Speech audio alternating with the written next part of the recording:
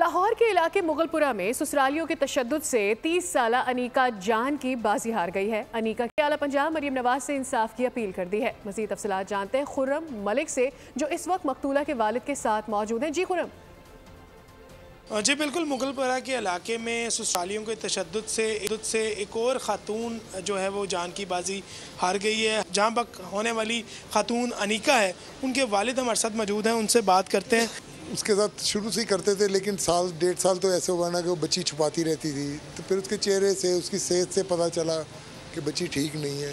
कल रात को 10:30 बजे हमें फ़ोन आया, एक अननोन फ़ोन आया।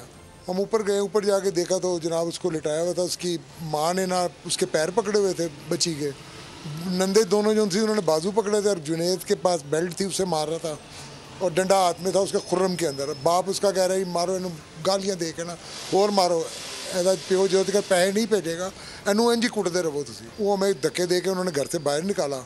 हमारे सामने बच्ची को लेके गाड़ी में डाल के लेके निकले हैं।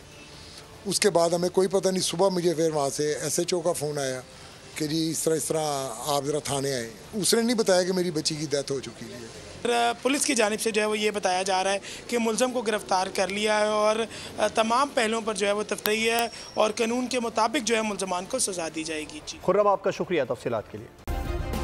सब्सक्राइब करें और बेल दबाएं ताकि कोई खबर रह न जाए।